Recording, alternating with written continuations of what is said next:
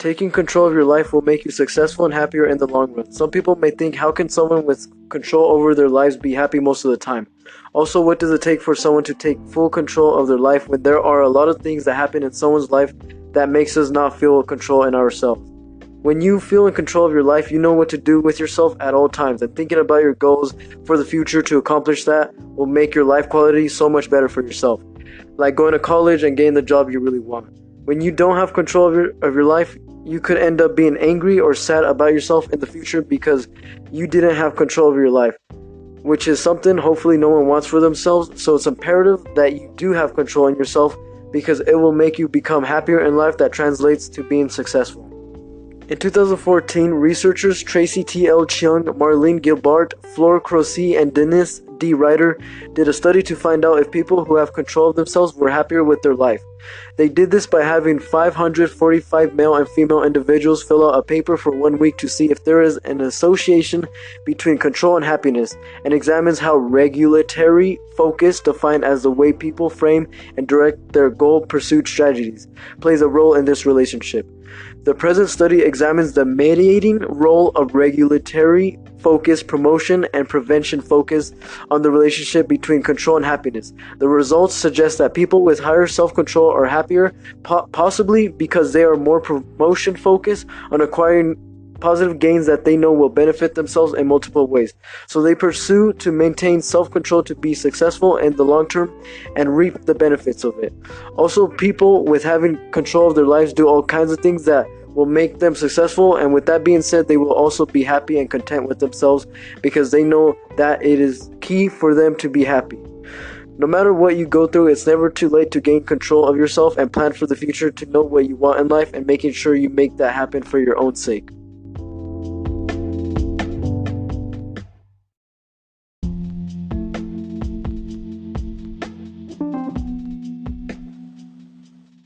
Kung Fu Panda Gaining Control of His Life, Part 1. In the movie Kung Fu Panda, the main character is a panda named Po, who lives with his goose father, where they both make noodles in the restaurant they live in.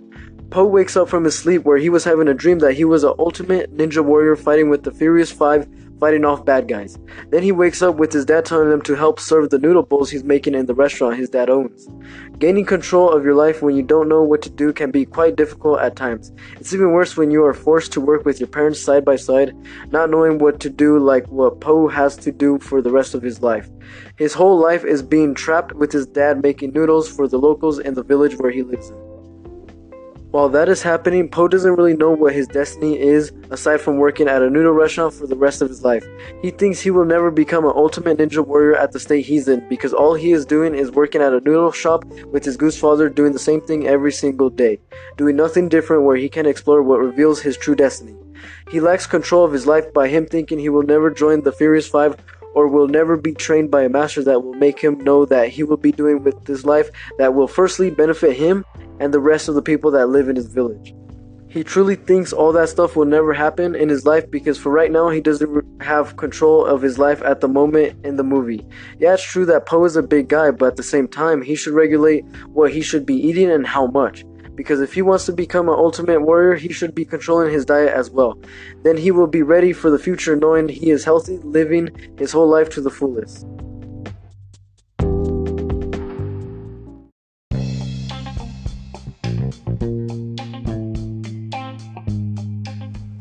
Controlling your diet. When controlling your diet, it's important to know how much you're eating, because eating too much or too little can have negative long-term effects in the future that bring your mental health down because of the possible cause of having an eating disorder. An eating disorder can occur in someone who doesn't have self-control of themselves, that then goes into having obsessive compulsive symptoms where you can't control what you eat or what you can do to stop that behavior. This only happens to people depending on how much control they have in their life, like whether they have high levels of control or low levels of it, which can result in someone having an eating disorder. People who have high levels of self-control will not have an eating disorder because they have control of what they are eating, like eating a good amount of food every day that isn't too much or too less.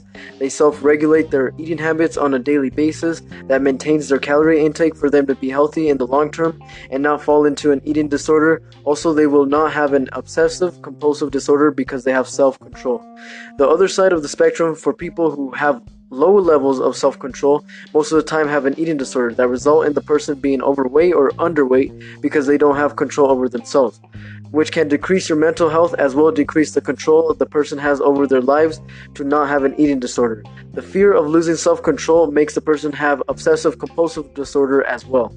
If you do have control over your diet and regulating what you eat on a daily basis, then that shows you have control over your life.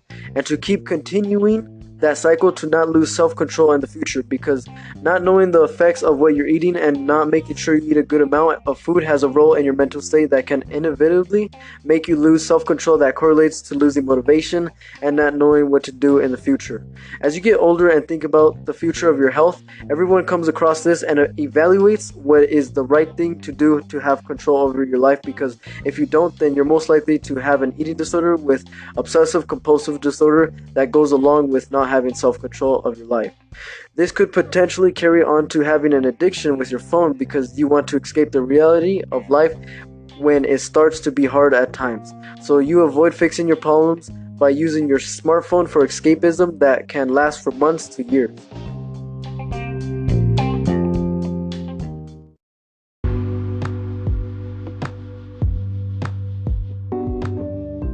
Having self-control with your phone. In the 21st century, with technology advancing in our society, a lot of people seem to be addicted to their phones every single second of their life and don't want to take a break from it, not even for an hour. We are so used to using our phones for practically everything we do, like wanting to know how to do something or wanting to learn new things in the world. And even when we don't use our phones, it's always with us no matter where we go, because it does help us here and there with calling people in your contacts for something important and keeping in touch with people who are special to you.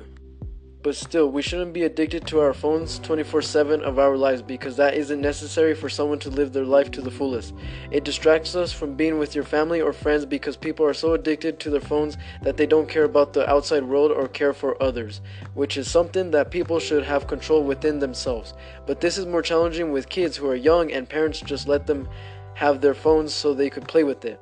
Parents are the reason kids can be really addicted to their phones because they don't set limits on how much screen time they get, which can be bad for them because it results in them not wanting to do anything that will benefit them later in the future, and they will lack the skills to do so. But it's true that parents are the one to blame for kids being addicted to their phones.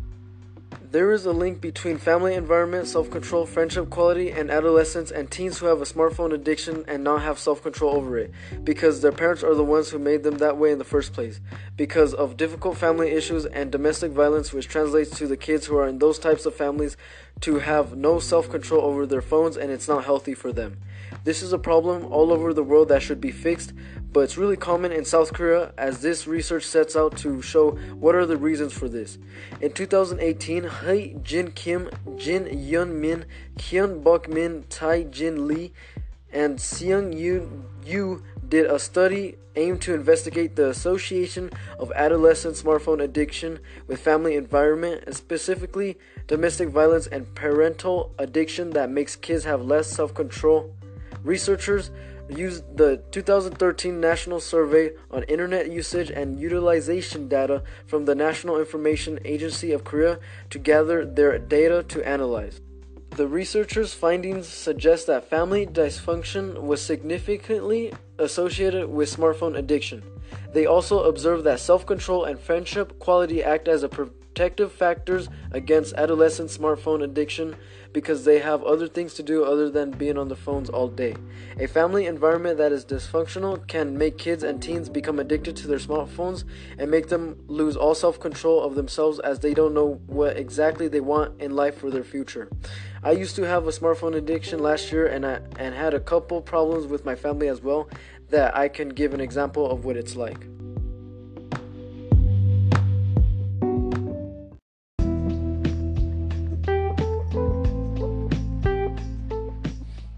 Personal experience with a smartphone addiction. 2 years ago in 2018, when I was done with my freshman year and when summer break began for me, I wasn't sure what I wanted to do with myself at the time. Also, I didn't talk to my dad for some parental guidance or advice to know what I should do at my young age, because my parents are divorced and he was living somewhere else. I did have some issues with my mom as well, so it did feel like my family was dysfunctional at the time. With that being said, I was lost in not knowing what to do next.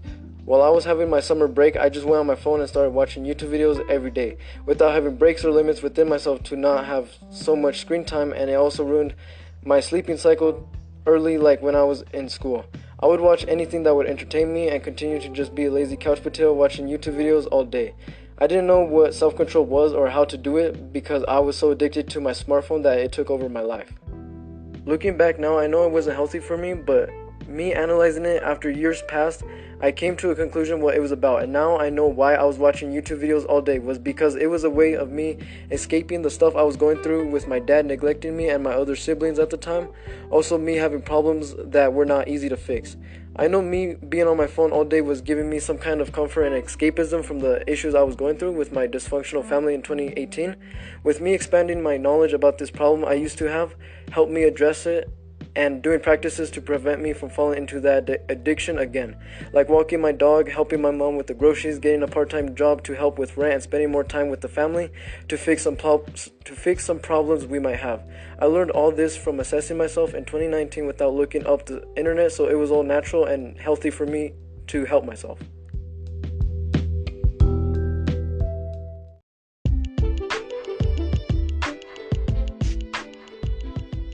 Kung Fu Panda gaining control of his life Part 2.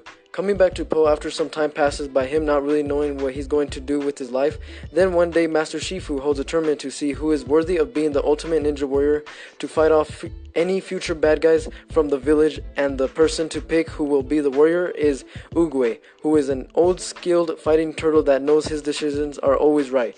Po, hearing about the tournament in ads across the area where he lived, was really excited to join, and when he made a crazy entrance with fireworks going straight into Oogway's arm's distance in the arena, he was chosen to be the ultimate warrior to protect the village he lived in.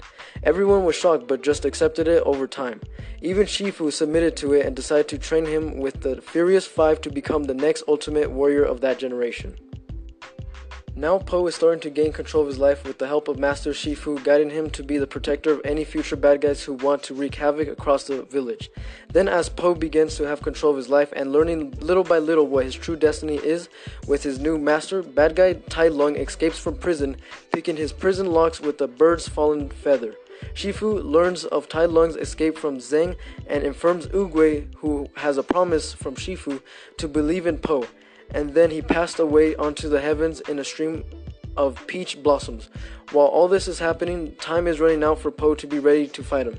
So the Furious Five go out to fight him and stop him for good. But unfortunately, they all got beaten by him except for Crane, who was spared to fly to Master Shifu, where he is with Po training in the temple that has a scroll. So Shifu, who is concerned, makes a quick decision to show Po what's in the special scroll and has Po confused because it's a reflection of him.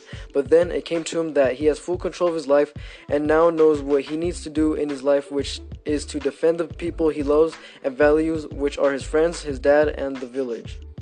Now he is ready to fight Tai Lung and defeat him, even though Po is a bit hesitant to hurt him back. But after Tai Lung dominating Po so far in the fight, he begins to have flashbacks and memories he was thinking about that reveal what his purpose is in life, and he regains control of himself and starts turning the fight over to beat Tai Lung. Po eventually puts an end to him in combat by using the mysterious Wuxi finger hold to vanish him into a different realm. Po is praised by the village with peace and earns the respect of the Furious Five, who fully acknowledge him as a true ultimate warrior, while Shifu finally attains peace. Having control of your life can be very beneficial to you when you know what to do over time. You can begin right now by knowing great strategies of where to start, then building onto those skills. There are steps to having control of your life right now that you won't regret.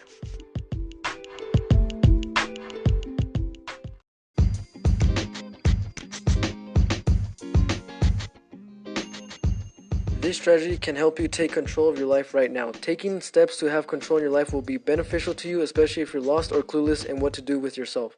This strategy will help you regain control of your life for the better, and you'll be glad that you know the steps to have self-control. It first begins with what you let into your mind by controlling your stimuli, meaning what comes in your environment. If you're lacking control, it's because your attention is being hijacked and you need to figure out how to restore it. It's shown that having a phone present while you work distracts you and interferes with your capacity to think. While taking a walk outdoors is a good way to restore depleted attention in your brain so you can concentrate better later. Second step is to surround yourself with positive people who will push you to your fullest potential and encourage you to keep going, because they will nurture your talents, affirm your values and difficult decisions, and give you a reality check when you've behaved badly or when you are stuck in negative thinking. These positive social interactions will improve your state of mind and physical health, two critical building blocks of control in your life.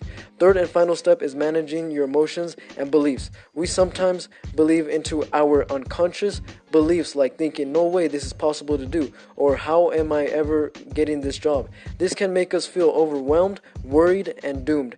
These negative emotions can damage your control that you have in your life. So being more self-reflective helps you be grounded by slowing down your thinking process and executing your game plan successfully.